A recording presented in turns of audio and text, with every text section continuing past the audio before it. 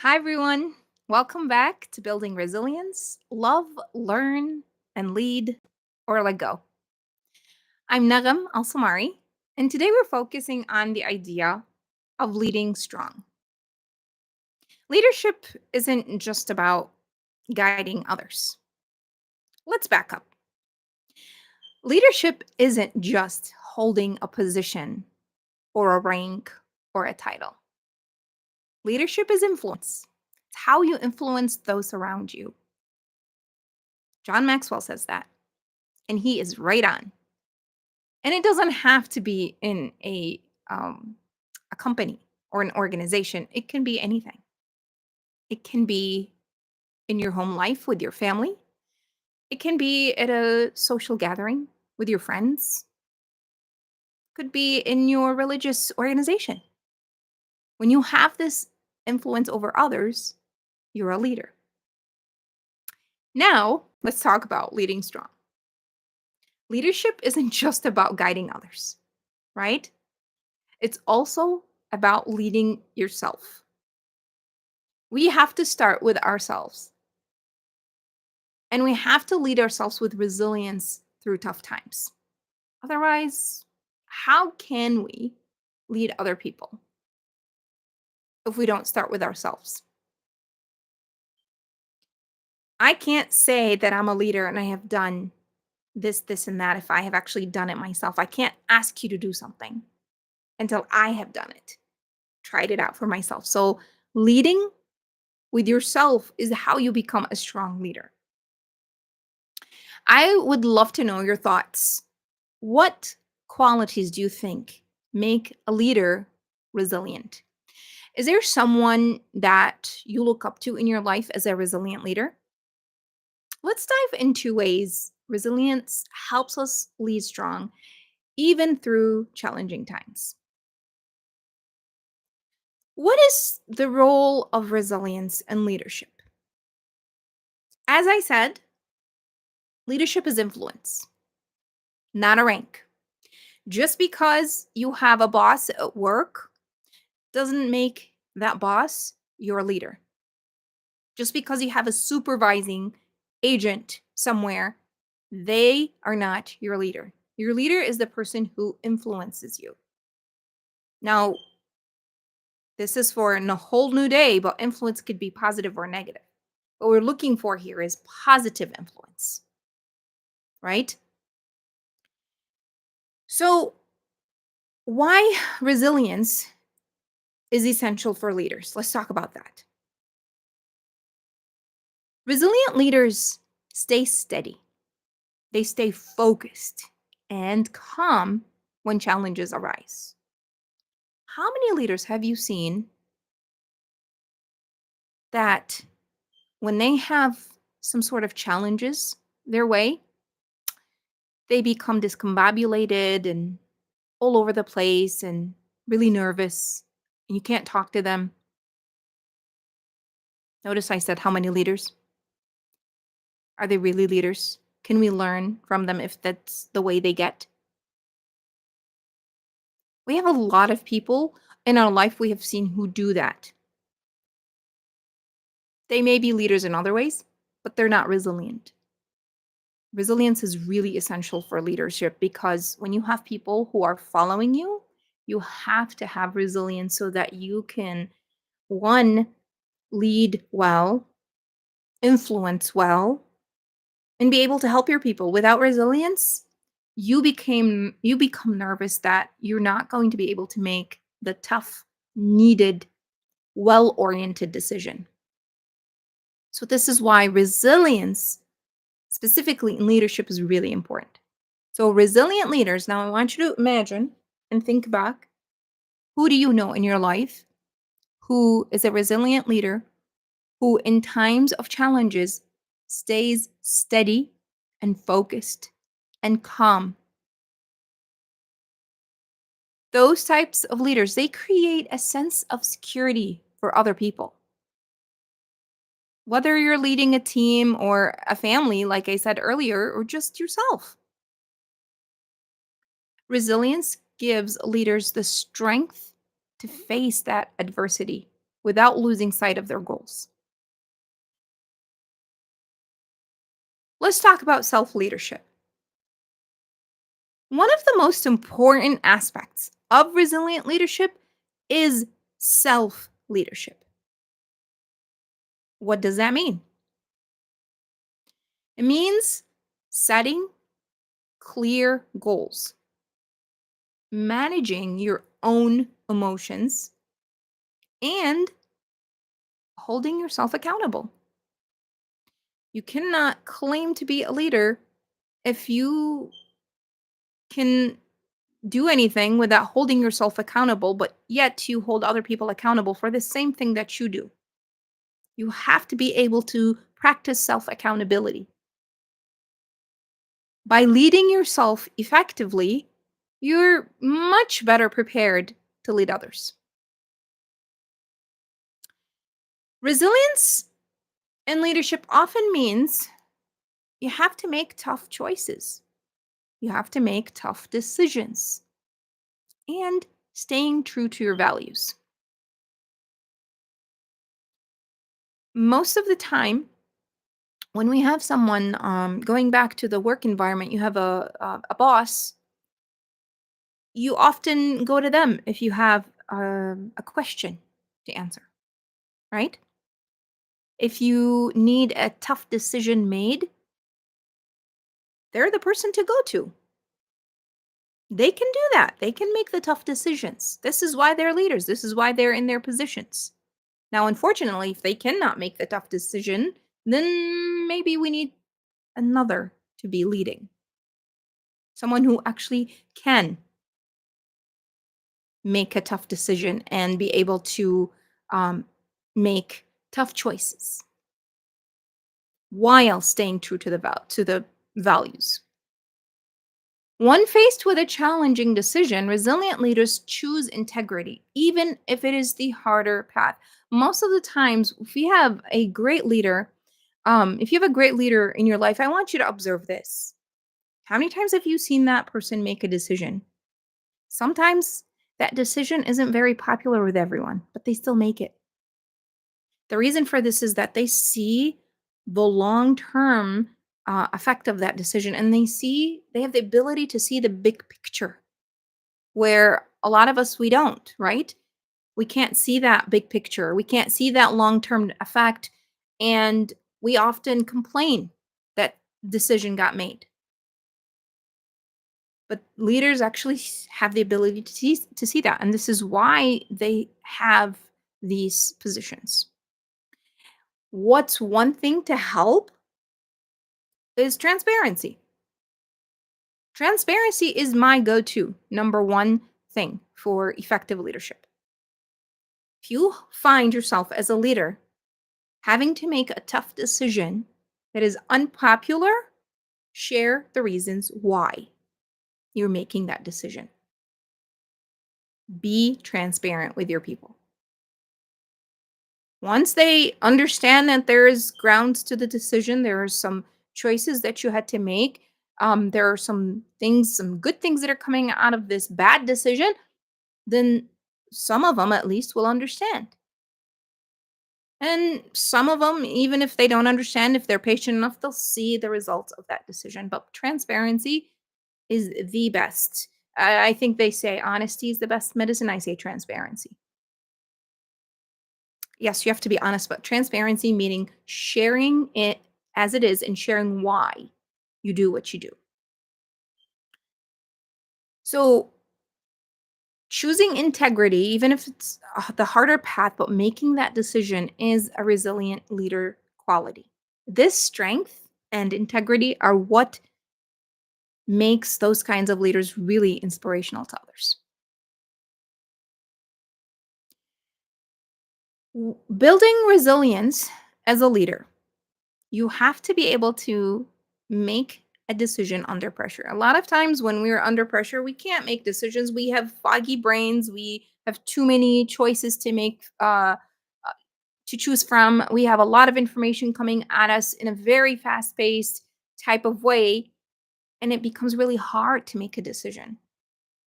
And sometimes we find ourselves not making one or going to someone else for the decision. But resilient leaders excel at decision making, especially under pressure. Is that you? Am I defining you? Or is that somebody you know? They can evaluate their options, stay calm while doing that, and make the best choice possible, even when faced with uncertain times. This decisiveness gives those around them the confidence to keep moving forward. They can go to them. They are certain this is the person who's going to help me move forward with the right decision, even with the worst times. I want you to take a step backwards here and think about times during COVID. Think about your workplace. What decisions were made in your workplace during COVID times? Who was your boss, supervisor, manager at the time? What kind of decisions did they have to make? And how did that feel? And think about maybe the reasons why. Did they explain to you the reasons? Did they give you some choices? Did they sit with you and talk it through? Or was it just, did the decision just come down in an email without any explanations? So think back to these experiences because this was a tough time. There was a lot of tough decisions that had to be made during that time. The other really great point in resilient leaders is that they have empathy. Resilient leaders lead with empathy, meaning they understand that their team members may also be facing their own challenges and they make space for these experiences. It is not just about the organization. It is not just about me as the leader. It is about all of us as a team. We make up the team, all of us together. And just as well as the organization going through some challenges, you as an individual are going through some challenges, and resilient leaders who have empathy understand that. Empathy builds trust and helps leaders create a culture of resilience where everyone feels supported. If you have a leader who has empathy, they often can relate to you. They often understand what you're going through and they give you the space to go through it. They give you some guidance even or allow you to take time to rethink through some things that you're going through.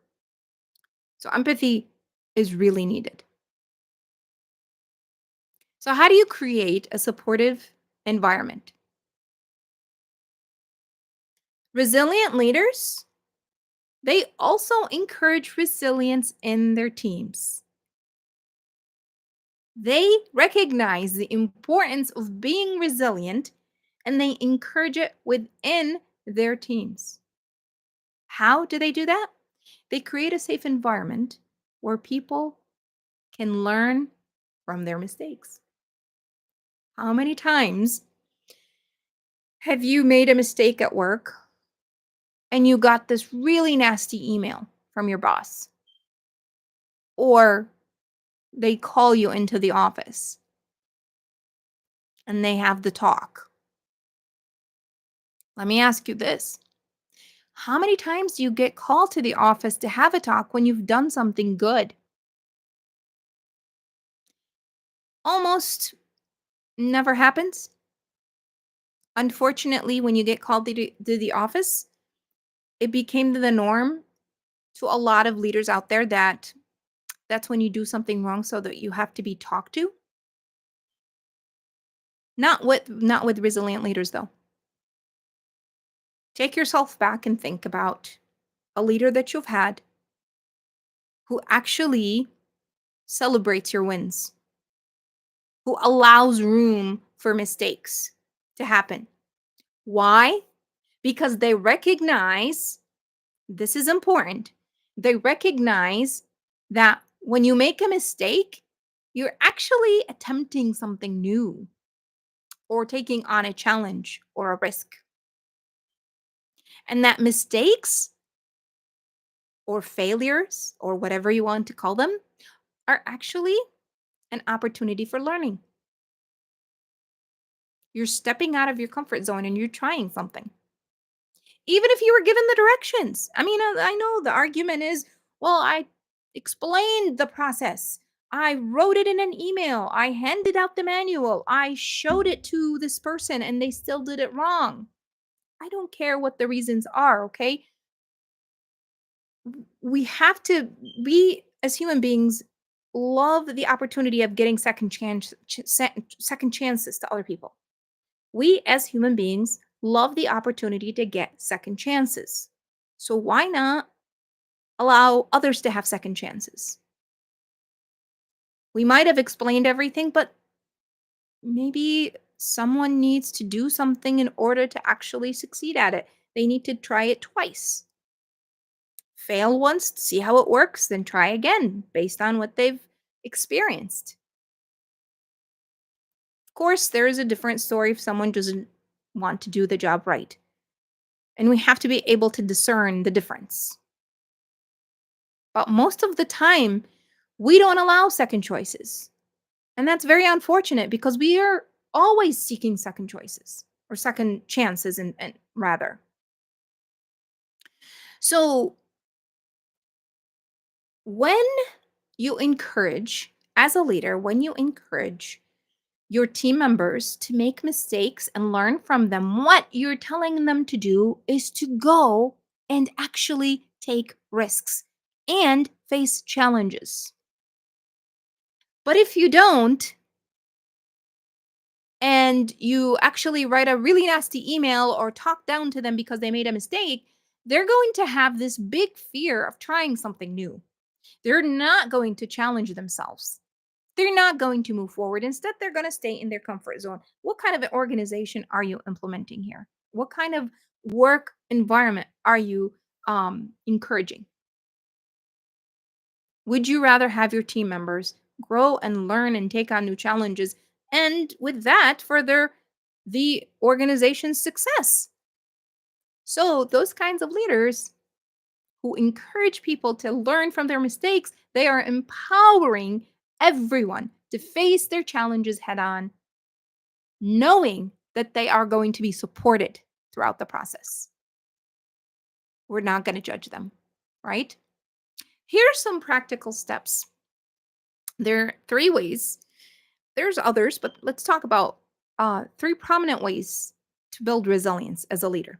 If you're looking for different ways that you can improve as a leader and become more resilient, this is how. One, develop emotional intelligence. A lot of people talk about IQ, the intelligence quotient, which is how smart you are, the assessment you take, and it shows how much knowledge you have and you know how smart you are at doing certain things. But very small amount of the population talks about the emotional intelligence, the EQ, which is the ability to have self awareness, um, social awareness, which is knowing those around you. And a strong leader understands and manages their emotions, allowing them to respond to challenges thoughtfully instead of reactively. How many people do you know that wait for something to happen and then they address it? They slap band aid on it and move on. It just doesn't work this way. You have to have the ability to see forward as a leader what could go wrong and have some plans in place.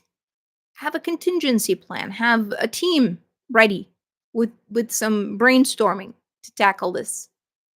We can't just sit back and relax and think it's working so I can just forget about it. You can't because it works now, it may not work later. So you have to have that contingency plan and you cannot be reactive. You have to plan ahead and respond to challenges in a thoughtful way. It starts with self awareness, knowing your own capabilities and how you handle things. And that's emotional intelligence. This keeps the team balanced, especially in times of stress.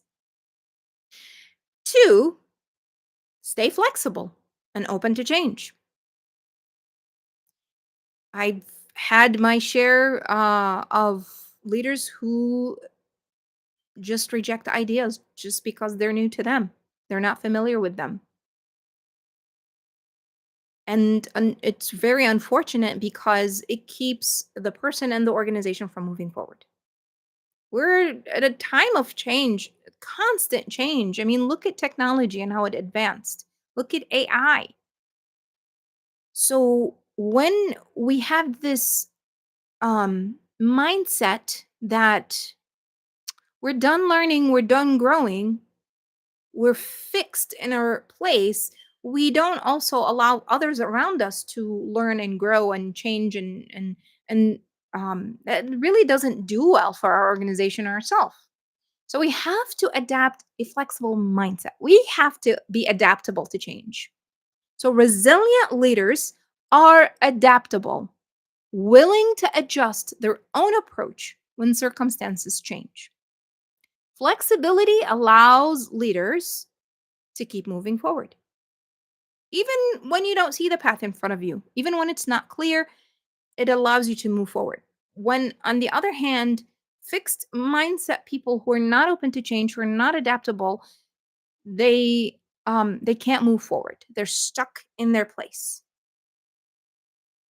So have a flexible mindset. And number three, encourage growth mindset in your team. So it's not just for you as the leader, encourage it within your team. Just like you encourage resilience, you encourage growth mindset. A resilient leader promotes a growth mindset. How? How do they do that? They celebrate the effort and the learning from the setback. A lot of times we see leaders who are focused, laser focused on the results at the end. What are my numbers? What am I going to get out of this? They forget how much effort it took to get there. We have to celebrate the effort that people, our team, put through to get us to the results. Even if the results are not favorable, even if they're not as what we wanted them to be, but it took a lot of work to actually get to somewhere. And as we're going through the effort, this is when you celebrate them. You don't wait until the end. You celebrate the effort as you're going through the work. And you celebrate the learning that you just got from these setbacks, from these mistakes, these failures that you just got. You have to celebrate it because that's the way to learn. What you're doing is you're encouraging your team to look at challenges as opportunities, which one, it encourages them to take on more challenges. And two, it builds resilience across the entire team. Now they have this ability to view setbacks as growth opportunities, and now they have this ability to seek new challenges because they see it as growth, not as something to fear. On the other hand, if you've got a leader who doesn't celebrate those efforts, the learning opportunities from setbacks, and they're only looking for results, and if the result isn't favorable, you get the nasty email or the look down or the not you don't get promotion or anything. No one's going to try anything new. Everyone's going to be afraid to even step forward. And that's not the kind of environment you want to encourage in your workplace. You have to be a resilient leader. You have to have the growth mindset, but you also have to encourage resilience and growth mindset within your people. Today, we talked about how resilience is essential for leadership. A strong leader can guide both themselves and others through adversity with integrity, with empathy and adaptability. I want you to think, who is a leader that you admire for their resilience? And what qualities make them stand out. Think about what is it that they do that you think makes them resilient and makes them stand out amongst other leaders. Or what is one trait you think every resilient leader should have? What is that one trait? Let's continue the conversation in chat and think about those people in your life. Or maybe that's you. Maybe I'm talking to you, the resilient leader. What is that one trait that you have as a resilient leader? And what qualities do you have as a resilient leader that makes you stand out? Those are the two questions for you today. In our next episode, we'll explore the concept of letting go. Remember the framework? Love, learn, and lead, or let go. Understanding when resilience means releasing control and moving on forward with peace. That's letting go. Be sure to set a reminder to join us for the next episode, which is going to be next Sunday, and that is letting go. We're going to explore that. We're going to talk about what makes a resilient leader let go. When is it a good time to do that? And what does that mean? Going back to the question, what is one trait you think a resilient should have? And what makes resilient leaders stand out? And is that you? See you next time.